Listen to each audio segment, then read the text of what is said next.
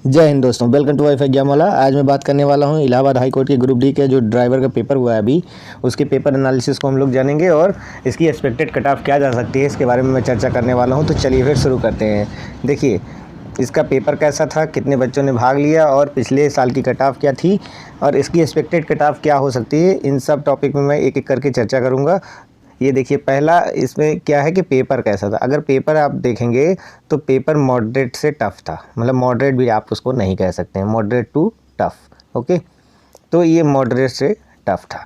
अब पिछले साल की अपेक्षा देखेंगे तो काफ़ी ज़्यादा हार्ड है। अब ग्रुप डी का पेपर अगर इस लेवल का आएगा तो आप समझ लीजिए कि पेपर का स्टैंडर्ड बहुत ज़्यादा हाई चला गया है और बच्चे भी कंपटीशन की तैयारी कर रहे हैं, ये बात सच है। लेकिन मैं आपको बताऊं कि इस लेवल का पेपर इतना टफ़ नहीं होना चाहिए ग्रुप डी का, खास करके क्योंकि बहुत से अब जो ड्राइवर के लिए अप्लाई कर रहा है वो कितना पढ़ने लिखने वाला होगा, इस बात से आप समझ सकते हैं। बहरहाल ठीक है, आजकल हर फील्ड में तैयारी करने वालों की कमी नहीं है, तो आप ये मान चलिए इसकी कट ऑफ कम रहने वाली है। ये मैं पेपर देख के बता रहा हूँ और मैं बहुत से बच्चों से बात किया हूँ, उनका भी कहना है सर पेपर टफ़ था। ठीक है, अब कितने बच्चों ने भाग लिया इसमें परसेंटेज में आप पूछेंगे तो 70% से 80% लोगों ने ही इसमें हिस्सा लिया है, मतलब 70%, आप मान चलिए 70 से 75 के आसपास इसमें बच्चों ने हिस्सा लिया है एग्ज़ाम में। पिछले साल की कट ऑफ, अब पिछले साल की कट ऑफ मैं आपको दिखा रहा हूँ। देखिए, जनरल की कट ऑफ कितनी गई पिछले साल, 88, उसी तरह 80 की, मतलब इसमें दोनों सेम है। अदर बैकवर्ड की क्या, मतलब ओबीसी की तो सबसे ज़्यादा है। अब आप देख लीजिए कि इतनी ज़्यादा कट ऑफ गई थी, क्यों गई थी, क्योंकि पेपर का स्टैंडर्ड डाउन था। ओके, और इतनी जाने की और कोई बड़ी वजह नहीं है।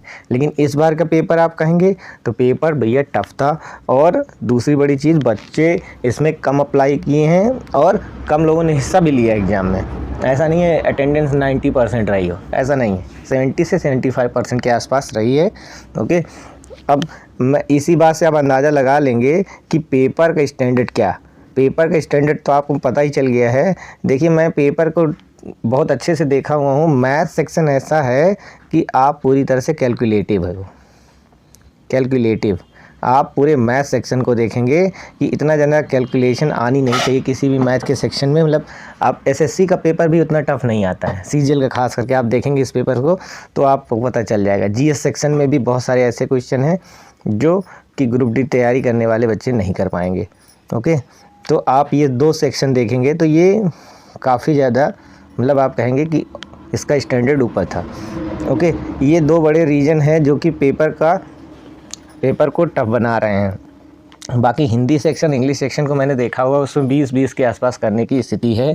तो मैं ये एक अनुमान लगा रहा हूँ कि जो पढ़ने लिखने वाला बच्चा है वो 70 से 75 के बीच में, ये अच्छा कैंडिडेट की मैं बात कर रहा हूँ। इससे ऊपर जो भी हैं वो एक्स्ट्रा ब्रिलियंट हैं, उनकी बात मैं नहीं कर रहा हूँ। ये अच्छे पढ़ने लिखने वालों का स्कोर है जो कि 70 से 75 के बीच में वेरी कर रहे हैं।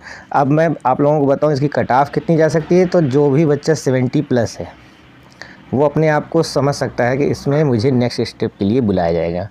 ये मैं आप लोगों को इसलिए बोल रहा हूँ क्योंकि अभी तक जो भी बच्चा मुझे मिला है वो सारे ये कह रहे हैं सर मेरा तो 65 है, कोई 65 है, मतलब 75 और 70 बहुत कम बच्चे मिल रहे हैं। मतलब 100 में से एक बच्चा ऐसा कहता है जो 70 है सर, 75 है। ओके, तो आप मान चलिए कि इसकी कट ऑफ 70 प्लस जो भी बच्चा है वो अपने आप को इसमें इन समझ सकता है। और बहुत ज़्यादा आप मान चलिए 73 से 74, मतलब 2-3 नंबर आप इसमें एक्स्ट्रा ऐड कर सकते हैं। ओके, तो ये रही आज की जानकारी। कैसा लगा वीडियो हमें ज़रूर बताएं, और वीडियो अच्छा लगा हो तो लाइक करें, चैनल को सब्सक्राइब करें। Thank you.